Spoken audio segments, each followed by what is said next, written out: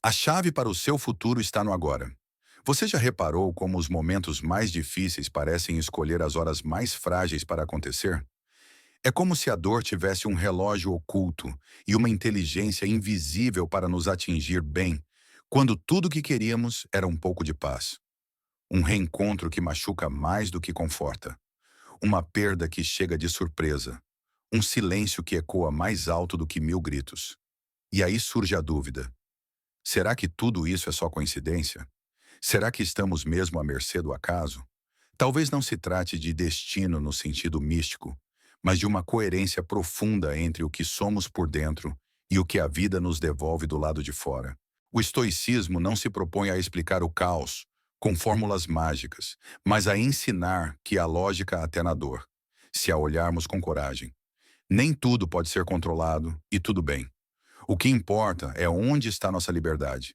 Nas escolhas que fazemos, nas respostas que damos e na forma como percebemos os fatos.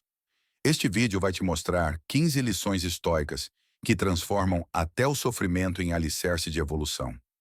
Mas antes, escreva nos comentários. Hoje aceito o que é e escolho o que posso ser. Mais do que uma frase, torne isso um gesto íntimo. Às vezes, tudo o que o universo espera de você é um simples sim, calmo, firme e consciente. Vamos começar. Primeiro, o acaso tem um propósito. Quando tudo está bem, é fácil acreditar que a vida tem sentido. Os dias fluem, os planos funcionam, as rotinas confortam. Mas o acaso tem outro ritmo. Ele chega sem pedir licença. Um telefonema muda tudo. Uma despedida inesperada desmonta certezas. Uma falha expõe rachaduras que você tentou esconder. E nesse colapso você se pergunta: por que agora? Por que comigo? Mas talvez o erro esteja justamente nessa busca racional por uma explicação lógica, quando na verdade, certas respostas só se revelam com presença e silêncio. O estoicismo não tenta controlar o que é incontrolável, mas ensina a acolher o que chega. Muitas vezes, aquilo que parece aleatório é o exato empurrão que sua alma estava implorando. Não há crueldade no caos, há coerência. Tudo que te fere, te revela. Tudo que te quebra, te instrui. Não é sobre aceitar a dor com passividade, mas com lucidez. É sobre entender que o acaso, longe de ser punição, pode ser libertação. Pense bem, quantas vezes algo desmoronou na sua vida e só depois você percebeu que aquilo já estava morto por dentro? O emprego que sufocava, o relacionamento sustentado pelo medo, a amizade baseada na conveniência. O acaso não foi vilão, foi revelação. E é preciso coragem para admitir que a vida, às vezes, nos salva quando parece estar nos machucando. Porque quando tudo rui, o que sobra é o que é verdadeiro. O que permanece de pé é o que merece continuar. 2. Você vê o que está pronto para ver. Pode abrir os olhos todos os dias e ainda assim passar anos dormindo. Isso porque a mente não mostra o que é, mas o que teme, deseja ou evita. Cada gesto, rosto ou paisagem que você enxerga passa por um filtro invisível, sua mente condicionada. Marco Aurélio dizia: a alma é tingida com a cor de seus pensamentos.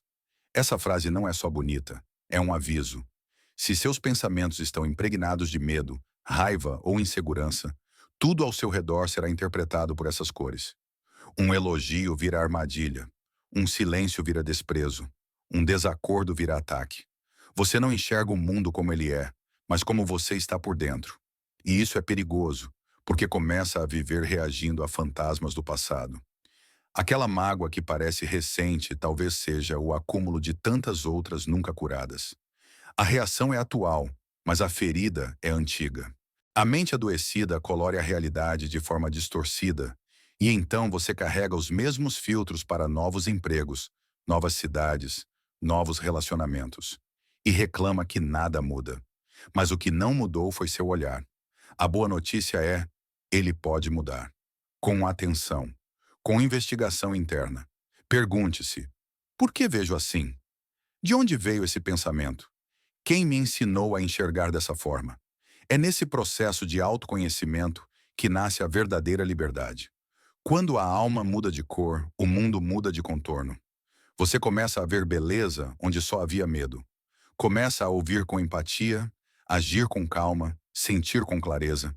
O mundo não muda porque algo externo acontece. Ele muda quando você muda a forma como o interpreta. 3. Você reage à sua visão, não ao mundo. Não é o que acontece que te fere. É como você interpreta o que acontece. Alguém se afasta e você sente abandono. Um plano falha e você se sente fracassado. Uma palavra atravessada e, de repente, todo o seu valor parece colocado em dúvida. Mas será mesmo que o mundo é cruel assim? Ou é sua leitura dos fatos que está contaminada? Epicteto dizia: o homem não é afetado pelas coisas, mas pela visão que tem delas. E essa visão, muitas vezes, é turvada por dores antigas, por medos mal resolvidos, por expectativas criadas no escuro. O problema é que você nem percebe que está interpretando. Acha que está vendo a realidade, mas não está. Está vendo a versão que sua mente construiu.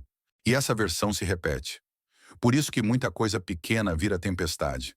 Por isso que tantos gestos neutros viram ofensas. Você não reage ao agora, reage ao que o agora te faz lembrar. E o ciclo continua. A paisagem muda, mas a lente é a mesma. Até que você entenda que é possível interromper esse padrão. A mudança começa com um espaço, um intervalo, entre o que acontece e a forma como você escolhe reagir. Esse intervalo se chama consciência. E é nele que mora sua força. Não uma força que grita, que se impõe ou que explode, mas uma força que observa, que percebe, que escolhe com clareza e que entende. A realidade não é o que te acontece, mas o que você decide fazer com o que te acontece. Essa decisão é sua, e só sua, de força, quando na verdade é medo de recomeçar. E o mais curioso é que essa resistência nem sempre se manifesta como rebeldia aberta. Muitas vezes, ela surge em silêncio, na forma de cansaço crônico, de ansiedade sem nome, de um sentimento constante de inadequação. É como se a mente se apegasse a uma ideia congelada de como as coisas deveriam ser e se recusasse a atualizar essa imagem, mesmo quando a realidade já mudou faz tempo. E isso cria uma tensão invisível, um atrito constante entre o que é e o que você gostaria que fosse. Só que quanto mais você se recusa a aceitar, mais se afasta da própria paz. Porque aceitar não é desistir. Aceitar é parar de lutar contra o que já é. É olhar para o agora, sem negar, sem tentar editar os fatos, sem cobrir rachaduras com frases otimistas ou com desculpas que já não sustentam mais a estrutura. É nesse ponto que a aceitação se torna revolução. Quando você diz a si mesmo, é assim que está e está tudo bem por enquanto, o sofrimento perde o domínio e o controle que antes parecia segurança revela-se prisão. Você se liberta não porque o mundo mudou, mas porque você deixou de exigir que ele fosse diferente. A verdadeira serenidade nasce no instante em que você olha para uma dor e diz: eu vejo você, e mesmo assim sigo em frente. Não é um processo fácil. É natural que você queira mudar o que dói, afastar o que incomoda, corrigir o que falhou. Mas algumas coisas não foram feitas para serem consertadas, apenas compreendidas. E, uma vez compreendidas, deixam de sangrar. O estoicismo ensina que aquilo que escapa ao nosso controle não deve nos roubar a alma. E aceitar é justamente isso. Proteger a alma do desgaste desnecessário. Quando você aceita o que não pode mudar, sobra energia para transformar o que ainda pode. E nesse espaço nasce a ação verdadeira, aquela que não é impulsiva nem desesperada, mas clara, lúcida e firme. A aceitação, portanto, não é um ponto final, é um ponto de partida. É o terreno onde você começa a reconstruir com base na realidade e não na ilusão. E quanto mais você aceita, mais forte se torna. Porque não existe poder maior do que aquele que nasce da harmonia com a vida como ela é, e não como você gostaria que ela fosse. Essa é a base da paz duradoura. Ela não depende do mundo lá fora, mas da sua disposição de parar de brigar com ele aqui dentro. Às vezes, o que você chama de demora é, na verdade, o tempo exato que sua alma precisa para estar pronta. Não se trata de um consolo barato, mas de uma verdade profunda. Existe um tipo de preparação que os olhos não conseguem enxergar. Você pode ter todas as credenciais, todas as habilidades e até mesmo o desejo ardente de alcançar algo. Mas se dentro de você ainda houver pressa demais, medo demais, confusão demais, a vida vai esperar. Não por punição, mas por zelo. Ela não te dá o que você quer no momento que você quer, mas no instante em que você pode sustentar aquilo sem se perder. O que chega antes da hora pode te desmontar, mas o que chega quando você já está inteiro te aprofunda. Quando você não precisa mais se exibir, apenas viver. E isso exige maturidade. Uma gestação interna que não obedece o calendário externo. A impaciência nasce da desconfiança. Você começa a forçar passagens, a se empurrar para lugares ainda não abertos, a exigir de si uma velocidade que não gera resultado, só exaustão. O que era para ser um processo natural vira cobrança. Você tenta resolver com ações o que ainda não está amadurecido no ser. E o resultado é sempre o mesmo: cansaço, frustração e dúvida. Aceitar o tempo próprio das coisas é um dos maiores atos de sabedoria. E esse tempo não é igual para todos, porque ele é interno, íntimo. Só você sente quando está pronto de verdade. E só você percebe quando a espera deixou de ser preparação e virou procrastinação.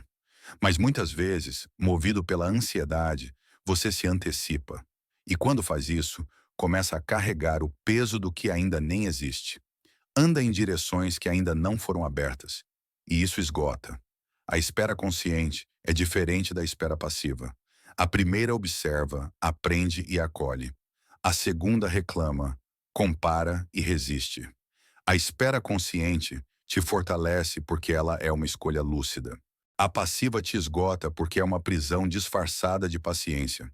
Saber esperar é confiar que, mesmo quando tudo parece parado, há um movimento acontecendo nos bastidores. Que o silêncio também gera, que o invisível também constrói. Nem sempre o que parece atraso é atraso.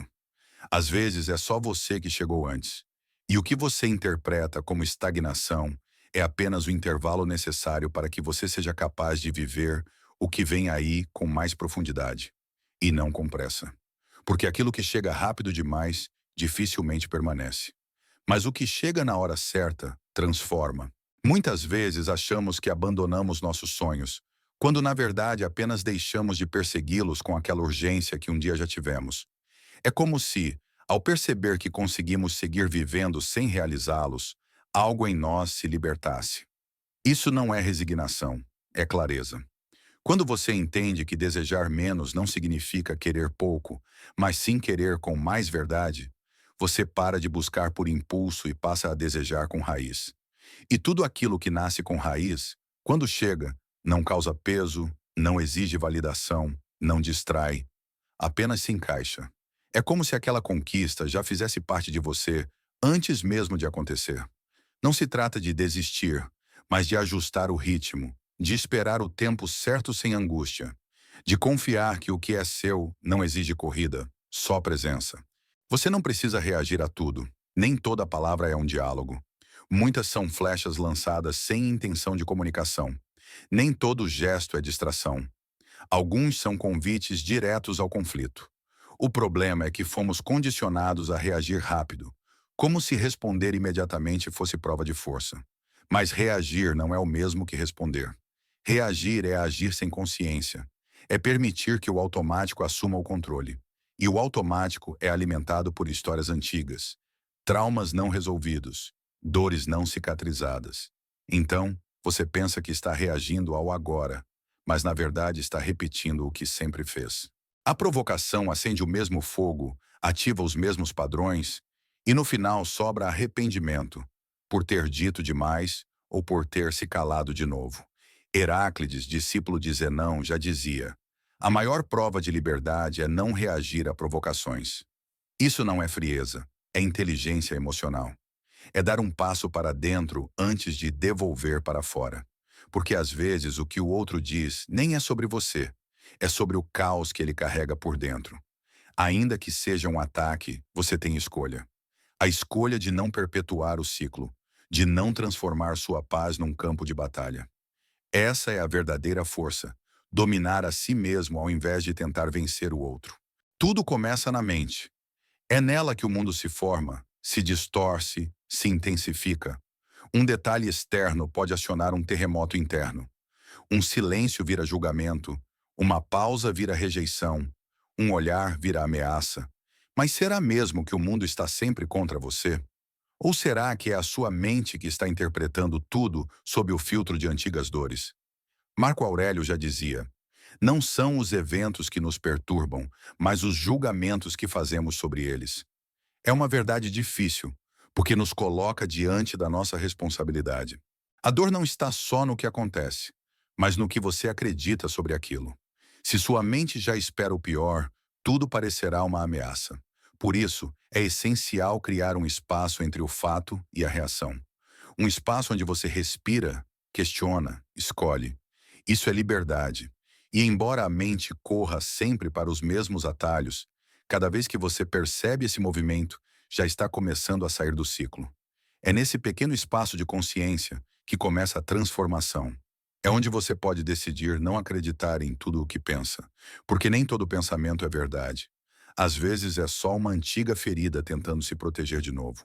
O mundo não vai desacelerar por você. Ele não para, não espera, não se adapta ao seu cansaço. A engrenagem gira, os prazos apertam, as notificações gritam e você se sente obrigado a acompanhar. Mas quem disse que você precisa girar na mesma velocidade? A vida moderna celebra o excesso de movimento, mas esquece do valor do silêncio.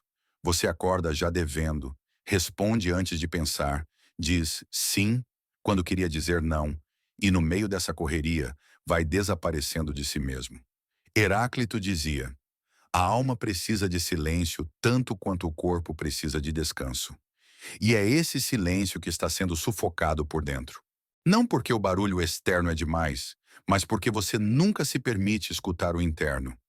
Você diz que quer paz, mas alimenta uma rotina que sabota qualquer possibilidade dela. Assume compromissos que não cabem mais, carrega relações que não respiram, vive preso à ideia de que descansar é fraqueza. Mas descansar é estratégia. Silenciar é cura. O silêncio precisa ser cultivado, como um jardim, com intenção e cuidado. E quando ele floresce, vira abrigo, refúgio, proteção contra o caos lá fora. O mundo vai continuar correndo, mas você pode e deve redefinir seu ritmo interno. Nada volta. Por isso, viva por inteiro. Há momentos, pessoas, ciclos que passam antes que você esteja preparado para deixá-los ir. E mesmo assim, a gente insiste em acreditar que o tempo vai devolver, que a vida vai nos dar uma segunda chance para dizer, sentir, fazer o que adiamos. Mas o tempo não negocia, ele só avança. O que não foi vivido com intensidade vira ausência. Uma ausência silenciosa, mas constante. Você talvez já tenha se pegado imaginando como teria sido se tivesse ficado. Se tivesse dito sim, se tivesse arriscado mais. Mas a vida não é feita de infinitas tentativas. Ela é feita de momentos únicos, muitos dos quais não se repetem. Créites de Tebas dizia: não somos donos do tempo, mas somos guardiões de como o atravessamos. Isso muda tudo, porque embora você não possa controlar o tempo, pode decidir como quer vivê-lo, com presença ou com distração, com entrega ou com medo. Viver por inteiro é estar disponível de verdade, não apenas ocupando espaço. É escutar com atenção, sentir com profundidade, agir com verdade. Porque nem sempre haverá uma nova chance. E é justamente por isso que o agora é tão precioso. Porque ele é tudo o que você tem. Antes de continuar, uma pausa rápida, mas poderosa. Se esse conteúdo está fazendo você refletir, se alguma palavra aqui já te deu aquele estalo mental, então já vale a pena apoiar. Curte esse vídeo agora mesmo, porque isso mostra para o YouTube que você quer ver mais conteúdos como esse. E comenta aqui embaixo o que mais te impactou até agora. Sério, sua visão pode ajudar outras pessoas que estão buscando as mesmas respostas que você. E claro, se ainda não faz parte da nossa comunidade, clica aí no botão de se inscrever. Aqui é o lugar onde a mente se fortalece, o espírito se alinha e você aprende a vencer em silêncio, com inteligência. Vamos juntos. Curte, comenta, se inscreve e bora continuar, tamo junto.